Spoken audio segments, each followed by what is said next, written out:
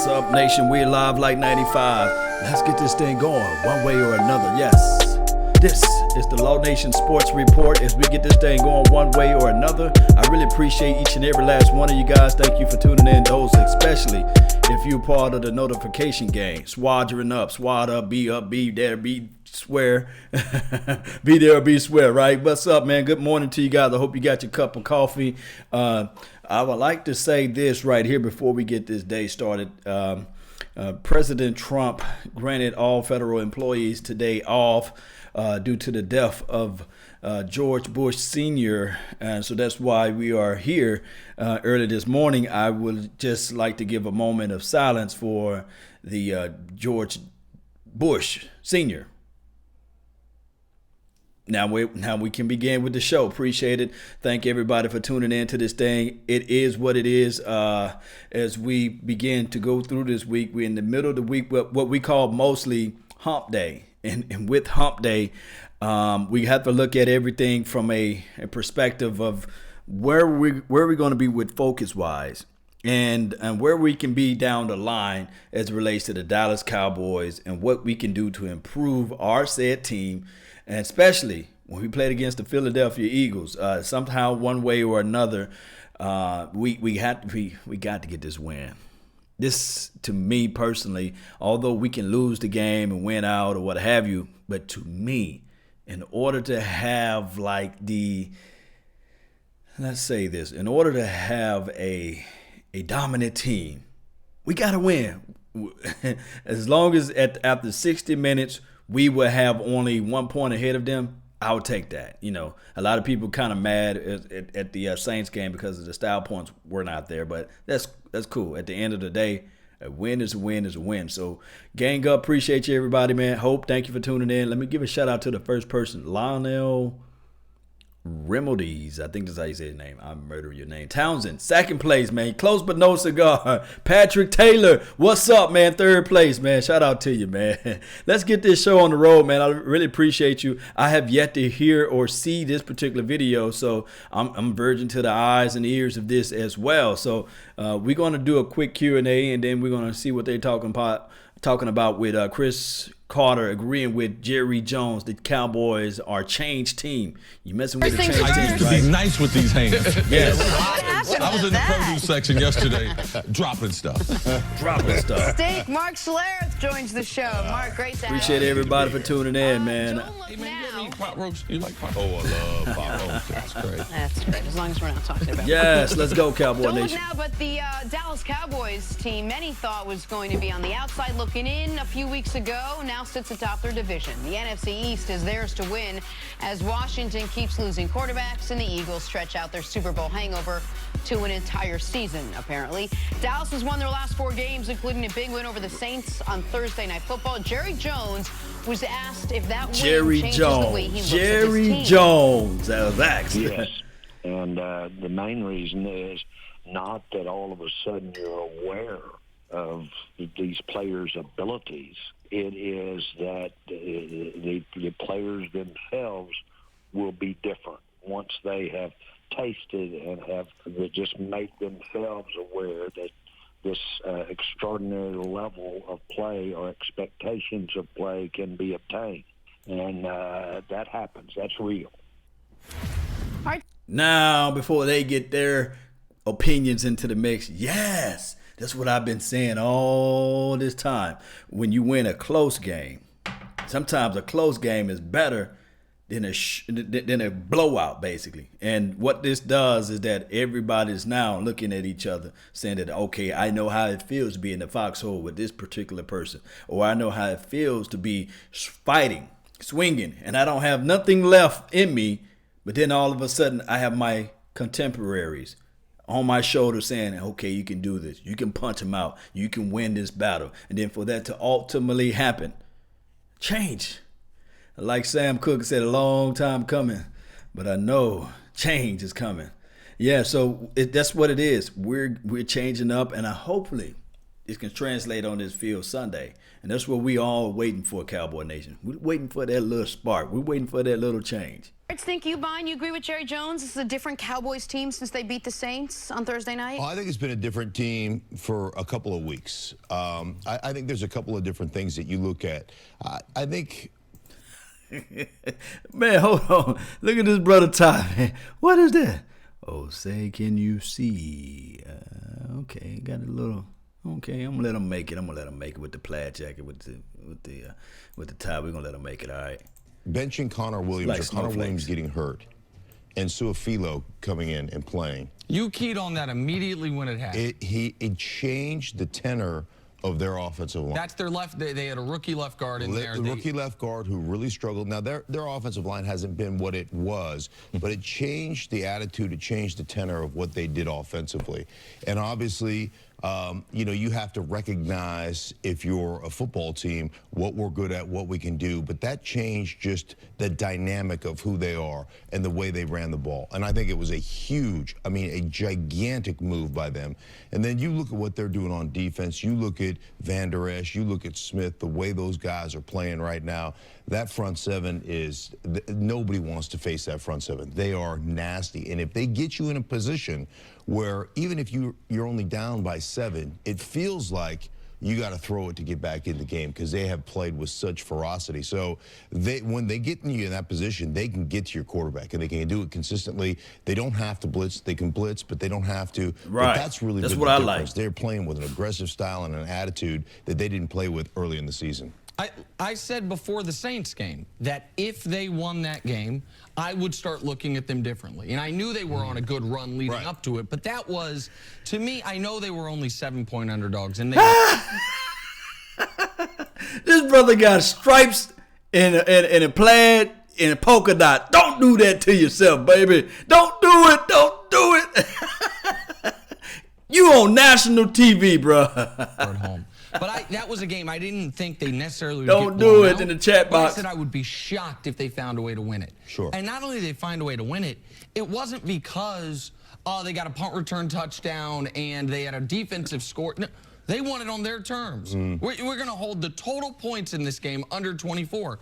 I was saying you can't hold the Saints individually under 27. They had only been held under 30 twice all year. Like, to me, what the Cowboys did Thursday night, what their defense did, was the single most impressive defensive performance any team league-wide has had all year long. To dominate the Saints offense like that. So I have to take them more seriously. I have to now look at them as a team that, okay, so they're going to have a home playoff game, probably be a favorite in that game, and then they will go on the road either to New Orleans or to the Rams. Prior to the Saints game, I would have said their absolute ceiling is being one home playoff win if they're lucky, and then dominated in the second round against a rested, excellent team. Now you have to look at them as a team that at least has a shot at pulling off that upset with the exact blueprint we saw Thursday night. I mean, it's no different than we're looking at other teams. It just happens that we're talking about Dallas. Any team that's able to generate momentum, create turnovers, win big games, come up big in big spots, do things that you haven't seen them. So you have to take all those teams serious. If the team starts to be different than they were in November, in October, of course, those are teams. Dallas. Hold on, man. Omar said the jacket looked like a couch cover.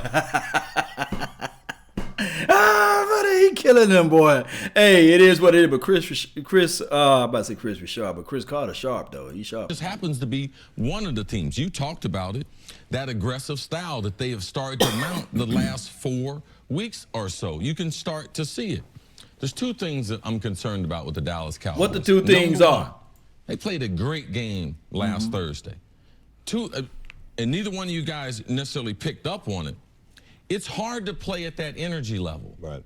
They brought some energy. Look at the amount of celebrations, how many times the team came together. Those are the little intangibles I watch when I watch a game. So not only were they excellent, is Jalen Smith going to be running sideline to sideline like he was running after Alvin Kamara in that game, the way he tracked him down and put that big hit on him? That's hard to duplicate week in and week out. The reason why I tell guys, man, practice on your fundamentals. Because those things will come back to you if you feel good, if you don't feel good. So this is a young team, and we've seen this in the league, Mark. You can lean on emotion when you're a young team. You got more energy. Yes, you can be a little more reckless. As you start to become a veteran player, you understand I must conserve my energy. Now, you as an offensive lineman think that all the time. Man, all that jumping around, celebrating, they don't do a whole bunch of that. It's hard to move all this fat. So that's something I want to watch. In this Eagles game, divisional game, do they come out? And I want it the same intensity. Same energy. Say it. Because I believe with the youth of that team, that can carry them for a couple more weeks. I believe they can duplicate this. I'm excited to see the Cowboys, how they build on that tremendous win last week against the Saints. It's easier to respond to failure than it is to respond to success. Sure. Because when guys have success, especially young teams, they're so busy patting themselves on the back that they don't prepare like they prepared for that game in New Orleans or that game at home against New Orleans. So there's a fear component. Right. Like when you're preparing, you're like, man, I can get embarrassed. The details become very, very important. And so you get that. I mean, you get that with young teams. I mean, you get it with everybody. It's human nature. I think the other thing, you know, and I don't give Amari Cooper enough credit, but what they have done going out and getting Amari Cooper, at the time it looked like, oh, they gave up a lot for Amari Cooper. What he has done, the component of him being outside, and you have to be accountable for him. What that has done to their running game has also the complementary nature of football. Yes. They've got a guy that strikes a bit of fear into you that you have to be concerned about, and what that's done to that side of the football field for their running game has been it's been one of those things. I don't know how you calculate that, but it's been a huge step. One thing that. But hey, before Chris get on to his point with it, man, I got to say this, man, with the fact that when we elevated our whole entire team by picking up Amari Cooper was everything. The only person that's mad right now, the only team that's mad right now, believe it or not, the Raiders. The Raiders are mad because they gave up their first. Well, we gave up our first round draft pick, right, for Cooper. But right now, the Chicago Bears gave up their first round draft pick for was it Mac, what have you. Both teams are winning. So the Raiders thought for sure when they got the Amari Cooper deal done on the table, they said we're looking at probably a 10th overall pick, 9th overall pick, and they was not expecting the Chicago Bears to continue to win. And watch, I'm ahead of everything. The NFL scouts and everybody going to be start talking about this probably around drafting time. They're going to say, well, hey, the Raiders going to have the 27th or the 28th pick or the 29th pick or the 32nd pick from the Cowboys. You know what I'm saying? So it seems right now this is still a good deal because the Raiders not even benefiting off of getting the first round draft pick, because I can tell you really, real talk, that there's really about 22 first round draft grades in the first round. The other rest is pretty much a high number 2. But let's continue to listen to what they got to say.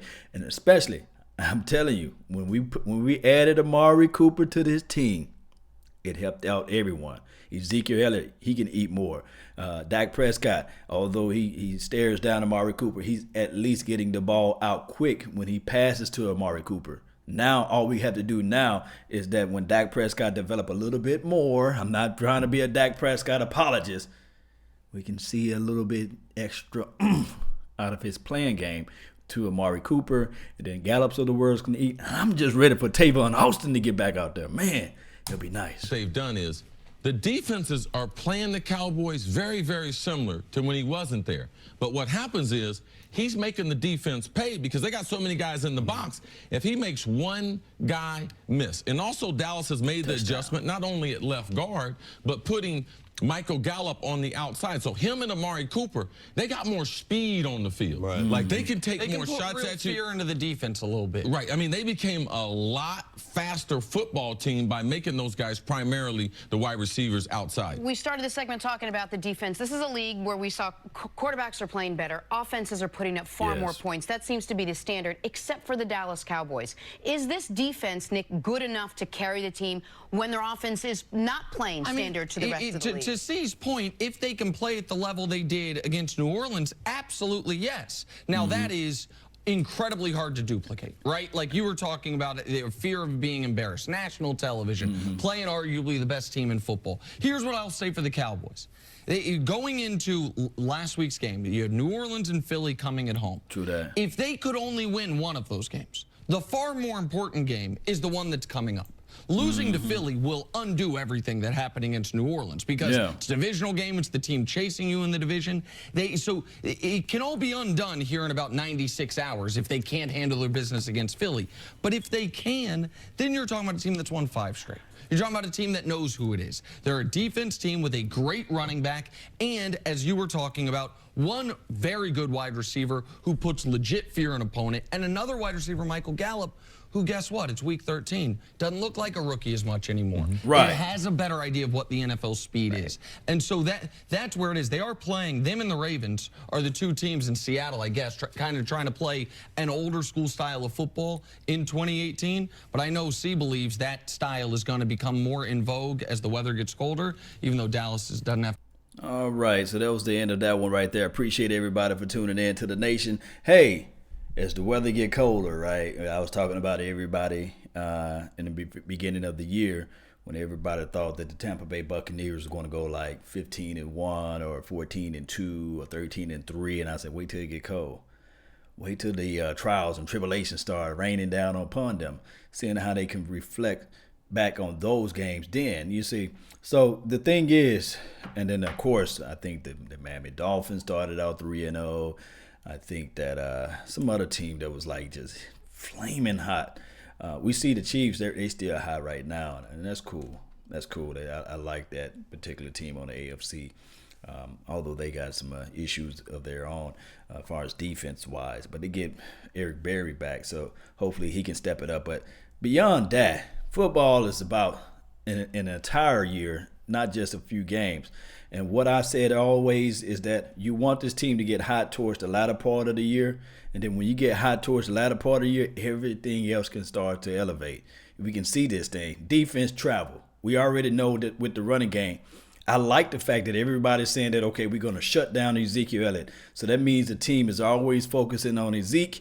And then, of course, Amari Cooper. I showed you guys before in the last film breakdown, the last film sessions, that Amari Cooper, if he break one guy, his touchdown. He just need to break that one guy, that one tackle, and it can be a touchdown. The safety, if he take the wrong angle, it can be a touchdown. Just like Ezekiel Elliott. Can you close your eyes and imagine if we had out there Tavon Austin?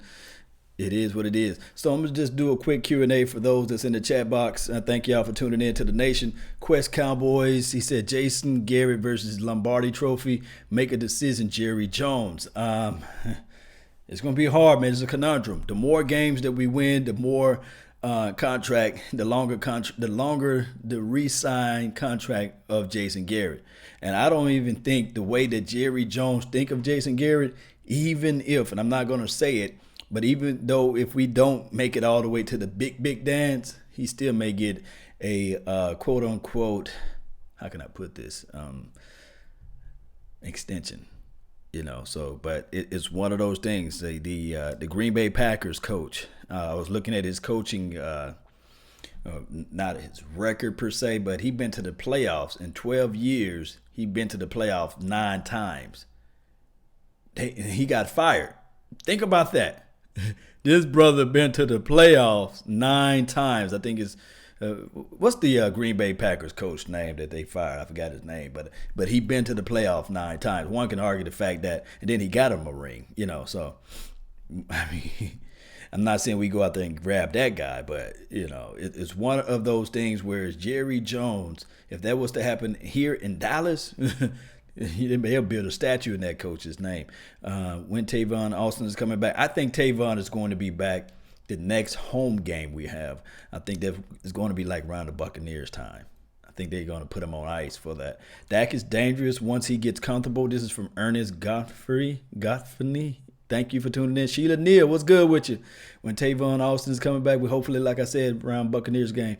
Jamal Anderson, what's good? He says he's already got a score prediction now, 27 to Philadelphia, 24. Mike McCarthy, man, appreciate it, man. Damian Rainey, thank you for that. Guys, put your score prediction down. My guy Jared already put his down. Well, Jarhead, what's up?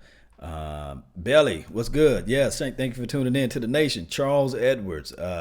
Guys, I appreciate each and every last one of you guys for being part of this thing. Like they said before, hit that like button, share this content, man. I will have a midday sports report as well, kind of like sort of in the middle of the day, so we can talk about the Cowboys information and see what's going on throughout the day. Ninja Nuts, shout out to you. Amari was definitely worth the first round pick. No offensive player that were worth in the next draft. So with that particular notion, yes, anybody that we were to draft next year, it'd be a hit and a miss, and then we would have went through the same entire offense like we're going through now, the ups and downs of the offense. Mike Mardo says 31-10. That seems about right. I'm not trying to look past the filthy, but I'm saying that if we can hold the Saints to 10 points, come on defense, let's marry this up and hold this Philadelphia Eagles to 10 points. Alshon Jeffries doesn't scare me. Number 19 on their team do not scare me. The only person I like the way Josh Adams, the undrafted rookie running back or whatever he is, number 33, he's a big, tall, physical running back. I would love to have him on the Cowboys team as a spell back. He runs north and south. He got a quick speed on the outside when he do get a chance to get out to the outside.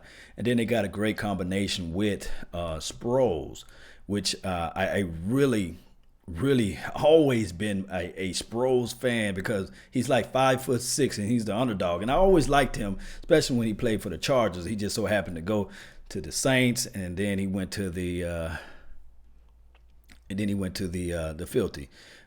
Jeremy Shorter, man, thank you for the donation to help grow the nation, man. Really appreciate it, man. He says, "Hey, Law, do you see the defense getting even better once the Irving comes back after a few games?" Yes. And then on top of that, growing the nation one day at a time. Yes.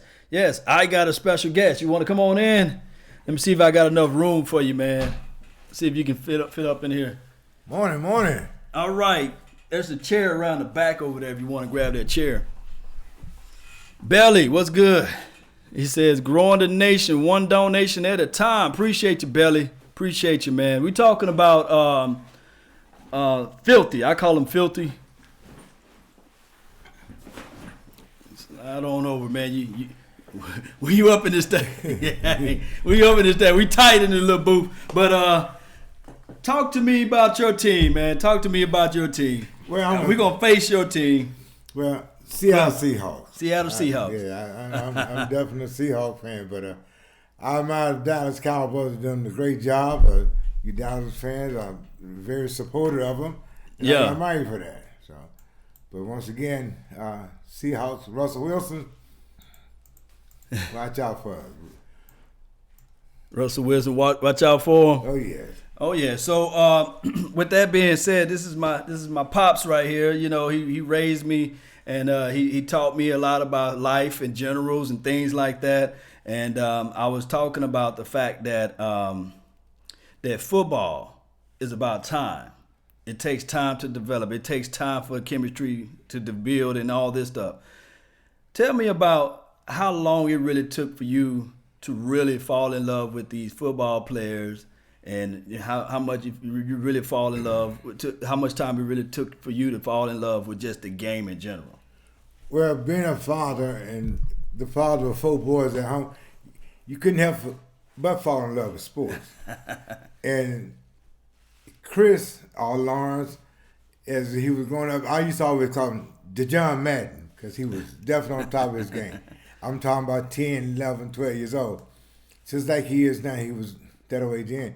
So as a father figure with 4 sons, we had a pattern where we always played something. And they were so knowledgeable of it that all I had to do was just watch them. And I would learn from them and not just pick various teams and let them pick their own team. We had Dallas Cowboys, we had Raiders, we had 49. Each boy had a team. So back then, we were just a sports fan. That's our sports family, and I'm glad to see him do what he's doing now. And he has a love of it. He has the knack of it. You know, it's very natural of him to be doing what he's great on stats. Names. Yeah, it's always been the same, you know. Yeah. You know, and then they don't know the part when I cry when we lose, you know. Yeah. Turn some tables over, man. Oh yeah, he knocks holes in the wall. I mean, you know, don't be against him. You know, you're an enemy of the state. Oh yeah, definitely. Yeah. Kick the dog. Yeah. You know? Hope Peter don't not listening. Yes, indeed. Like the dude that said on Coming to America, it's a damn shame what they did to that dog. You know. Yes, indeed, man. Man, it's crazy. But now I'm in Texas, and you know, far from Mississippi, and from Natchez, Mississippi, and who you got, man? Forget all about that, man. Who you got going into the playoffs, man? I like to see the Cowboys going there. Okay. I like to see the Cowboys going. And I'll leave the other spot open. I'll leave that spot open for a moment. I haven't came to a conclusion, but I like to see the Cowboys go in. Yes, indeed. I don't want to see you upset Dallas out here, you know, if they don't go. So you might knock the bridge down. They said Sheila Neal, she's laughing. Got done for. He said, good job, Papa Law. He says, Hope says, Papa Law, they're giving you smiley faces. Anything that you want to say out to the nation, man. You live like 95 in this thing. And we got another donation from, I can't say your name, Herman II. Appreciate you for making the donation to help grow the nation. And also Lance Satchel. Want to see David Belly Irving injury prone, Irving back. This is the thing with David Irving. And I'm so upset about David Irving. You might not know him, but the guy had off the field issues. He wears number 95. He's 6'7.5". He's explosive, tall guy. But the problem is with David Irving, he just don't love football. And I'm going to tell you something. The guy got stupid talent. Okay. But the problem is he got a baby mama issue, and we understand that. And she tried to keep child custody and all this sort of things. I know you probably don't know the full story, but the problem is that the guy let's say he's already a millionaire, right? Okay. But in Dallas, he had a lease or a condo. The man was behind on his condo payment. They had to issue him a conviction notice and saying, okay, if you don't pay this by such and such time. And I said, bruh, you make $1 million a year. I'm just going to say, I don't know his base salary is a little bit over $1 million.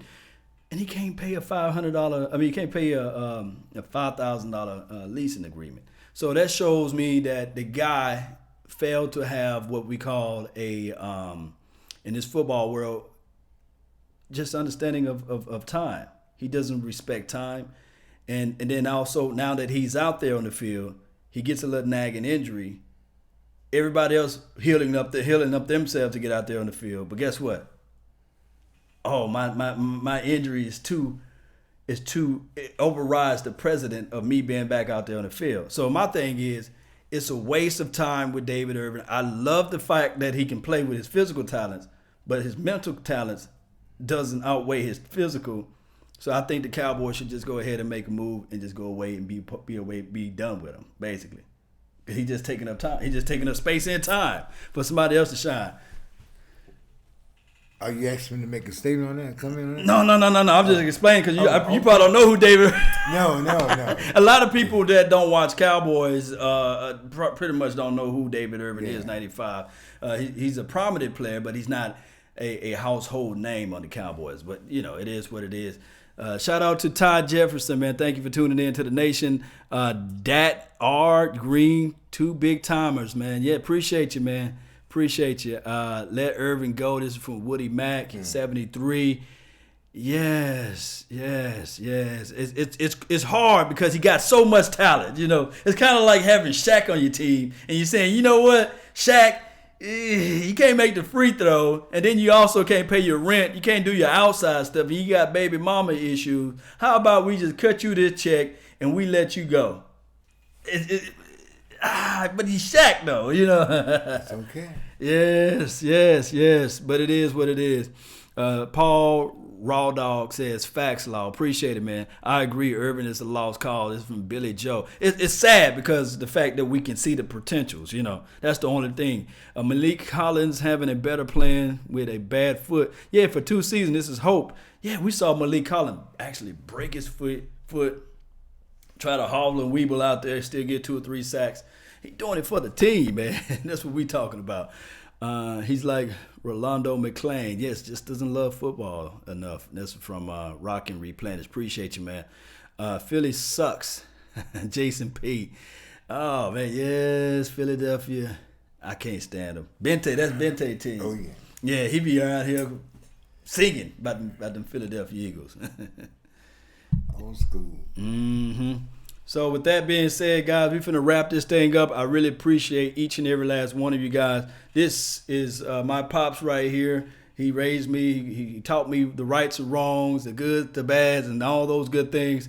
And I learned a lot from him. You see how he's all prepped up and dressed all nice and everything. Cool with that, huh? Well, you See, I got my collar all messed up. I jumped on the show kind of too soon. Yeah. You know, it's all good. It's all good. But this man right here is super fly, man. LVE all day. Yes, LVE is going to get him another INT this Sunday. Yes, you can book that.